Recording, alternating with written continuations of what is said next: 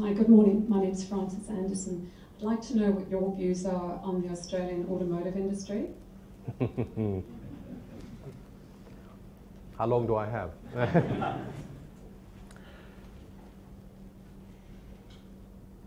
It's a complex issue, like you have with all industries that employ a lot of people. Because you could take, I mean, if you were true to your economic lens, you would just back off and allow them to keel over. That is the absolute consequences of the treasurer's view of the world. You wouldn't hand them a cent. They say the market has decided that they are not here to stay, so they're gone. Right? Now, that of course would have implications which are political in terms of huge amounts of people losing their jobs and the misery that arises with those things. So the decision then is to say, no, we will do something here. Now, you can do many things. One of the things I think you have to do is to have a view on what the future actually is going to be like. So at some point in the future, are you going to be a country without an automotive industry, or you're going to be one with an automotive industry? And that's a decision you have to make, and that gets consequences. So if you say that you're going to be a country without an automotive industry in 2030 or 2025 or whatever number you put on it, then the art is to make a transition through the journey, and you have to do things. So what you normally then do is to give them some money, but you ask for things in return. And the key things you ask for return is not about the firms. I mean, actually, it doesn't matter whether the system integrator, whatever they're called, is at the end of the chain, because yes, they employ a few thousand people, but actually most of the people sit in the supply chain. So what you need to ensure is that you don't lose the supply chain for many reasons. So one of the things you ensure is that you can transition those firms in that supply chain into other supply chains. And they can't do that on their own. They need to have a kick in the backside, and they need a little bit of guidance by the hand. So they need to understand what they can do, where they could go. You don't tell them where to go, but you give them easier for them to make a decision. And then you target the system integrator with tracking their journey with a target of achieving, I don't know, 20% of the turnover in another value chain within 3 years. And then you have a transition issue. So when the top end keel is over, your supply chain is still there. So you have to make, that's a classical issue about making a decision what it is you want to achieve. Because if you just hand them money, then it's going to be again and again and again. There has just been, if I remember correctly now, I may be a little bit wrong on my facts, but roughly speaking, there has just been a new plant open in Russia within the GM system, which produces more or less the same cars that you're going to produce here, but about 250,000 a year of them. Now that is a scale issue, and the automotive industry is mature technology with high R&D intensity. That means that scale, you will migrate to where scale is. So by definition, there is a constant force pushing this industry out of a high-cost environment. Sweden has exited cars, de facto. Saab is dead, Volvo is sold to Chinese, and what they do with it, we don't care about, right? That type of life. So you have to do it. So the first issue is, what do you want? If you decide you're going to have a car industry, fine. Then you have to figure out what type of cars can you produce which are internationally competitive based on unique things that you have. I don't know what that is. Maybe you become world leaders in electric four-wheel drive vehicles for very hot deserts. I have no idea, But you have to figure out what it is you are then going to do. So you have a choice to make. And the choice comes with a price tag in these things. So you have 3 choices. Let them go. The price tag is private economic and social disaster for a lot of people. You can transition them, which costs you a bit of money over a period of time, and you have to work out what you're willing to pay that to get something that's sustainable. You may still lose the top end, but you may have a lot of growing other firms. Or you may transition it, which normally requires a dramatic downsizing and then a growth on something you're good at. And the choice is yours. The choice is not mine.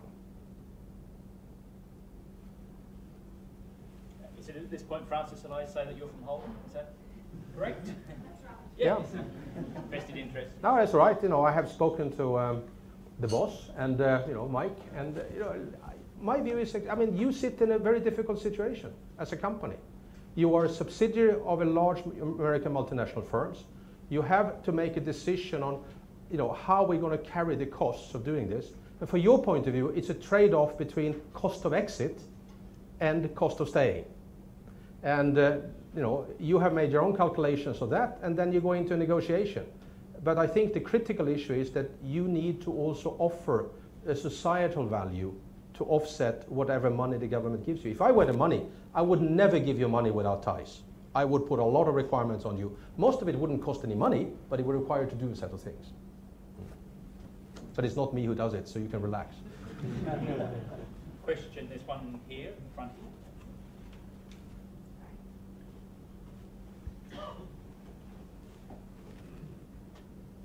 Thank you. Patrick Coleman from the Business Council of Australia.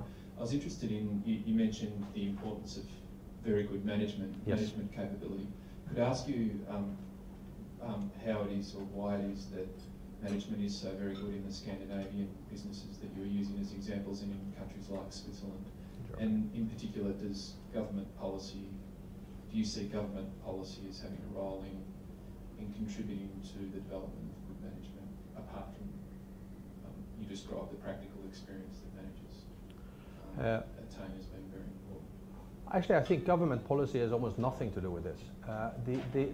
There are two issues. One is a structural issue, and one is an adaptation to the structure. Firstly, we are lucky. We have a number of global multinational firms, and they become the breeding ground for good managers who then move into SMEs. And that's something that's almost impossible to copy. It's either there or it isn't. And that's true in Switzerland, it's true in Germany, it's true in all these countries. So we have the practical breeding ground. The other thing we have is business education. And if I may be a bit blunt, Australia is basically an SME economy. Now, if you run an SME firm, you need to know different things than if you are managing a very large multinational corporation. You know, so unless you have managed a very small part of the multinational corporation, you really don't have that. So most business schools are trying to become Harvard #2. And Harvard #2 will be like Harvard. In other words, they will try to educate people whose role it is to go into very large multinational corporations. And that means that the education they provide to their students are not necessarily very relevant for an SME firm.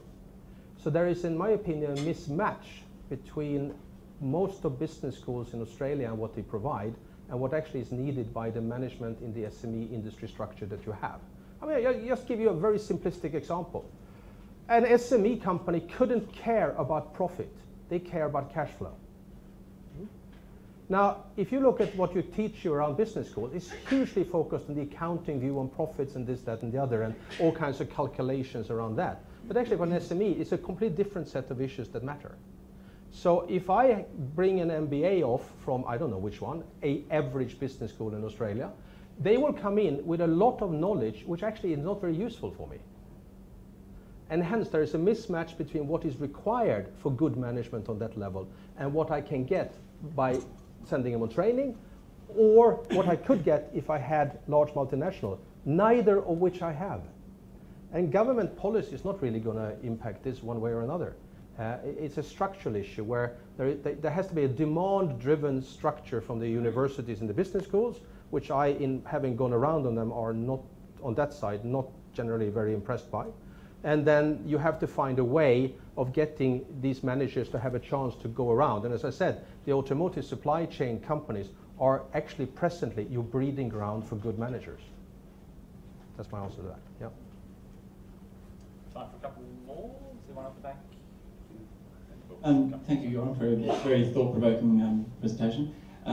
Chris Veering, I have a question around the cluster model that you were talking about, and how the difference is between, say, the Finnish and the Swedish model that's been up and running for generations, I suppose, and is more innate, as opposed to the Australian model where we're adverse to that cluster model and we're shipping raw resources offshore. So is that something that a government regulation is required, or is it more of a business taking the lead?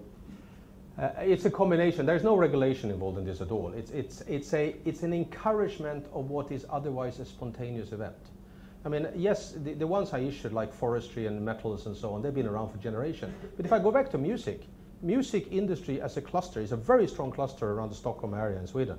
Did not exist before 1970.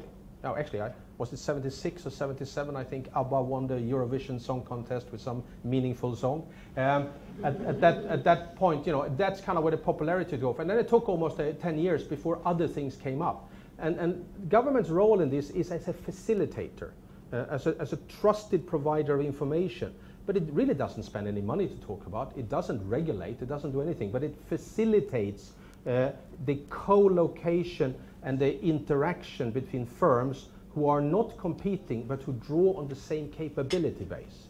So there is a skill around that. And the good news about that is that this skill is exceedingly well documented. There's something called the Green Book, which actually gives you a step-by-step recipe for how to build a cluster that's been successfully used again and again and again. It says do this, then do this, then do this, then do this, right? It's a very simple recipe.